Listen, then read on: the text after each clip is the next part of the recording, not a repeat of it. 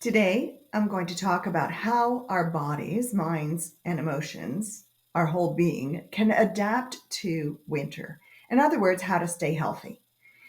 I am putting this together because one of the subscribers asked for more information about how to get enough vitamins during the winter when we have cooked foods.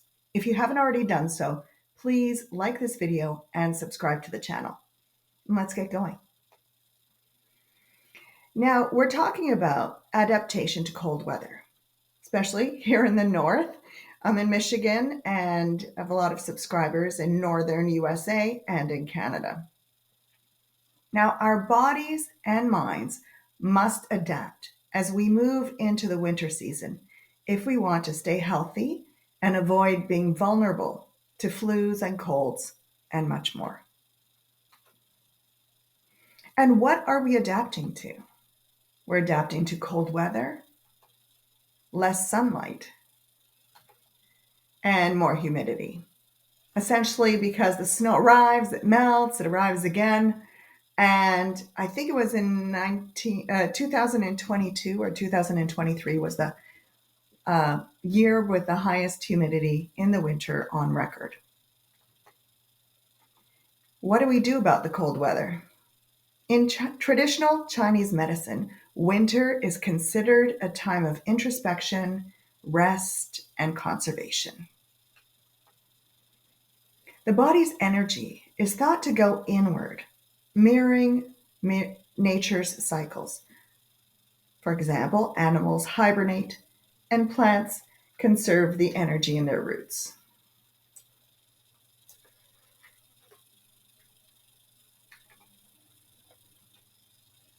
Winter aligns with the water element in traditional Chinese medicine. And the water element is associated with the kidneys and the bladder. And these are the organs responsible for storing vital energy. The emotion linked to the water element is fear. So your kidneys are about fear, bladder can be about fear. And therefore, self care is very important to reduce feelings of anxiety, which crop up more in winter than in the summer, spring, or fall. Self care is super important, and winter is a time for introspection and reflection.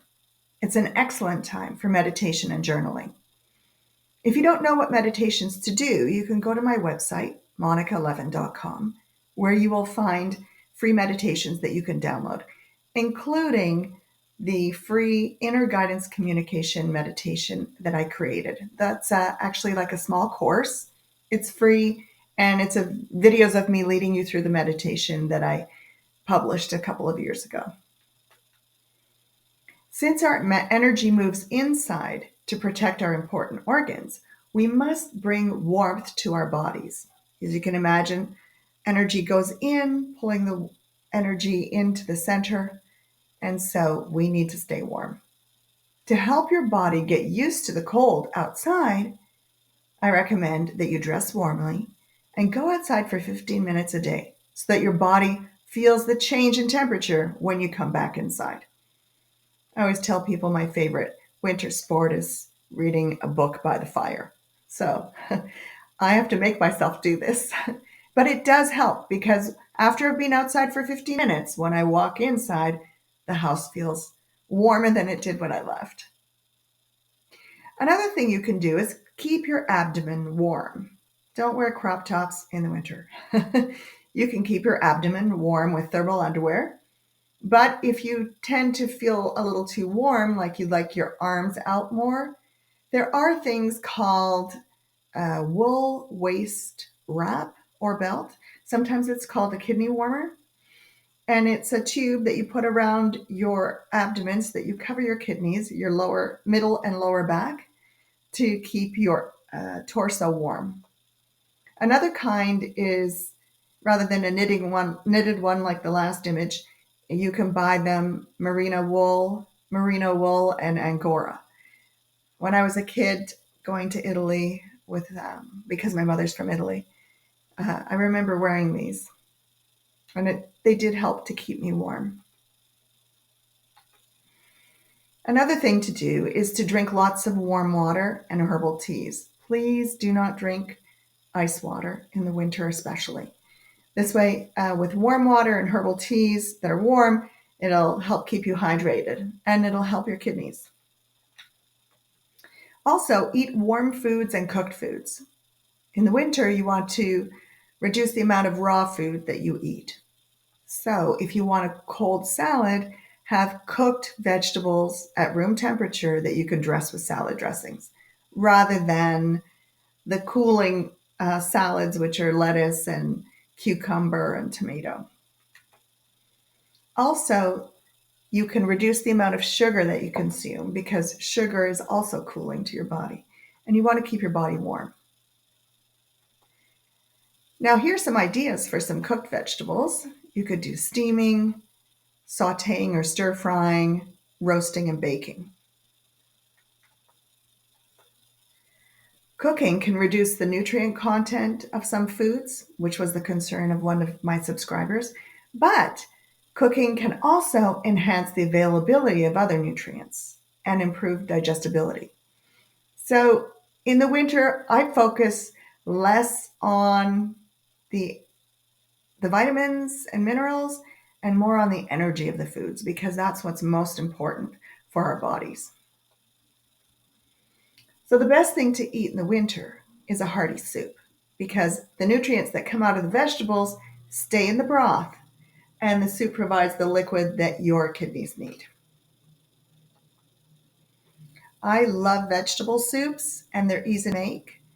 You saute some onion, carrot, celery, and then you add broth and some spices and some other vegetables if you like zucchini and potatoes and green beans and peas.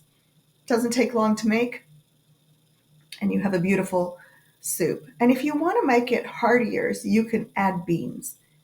Sometimes I add chickpeas. Sometimes I add a bunch of red lentils that I've rinsed very well because then the red lentils kind of break apart.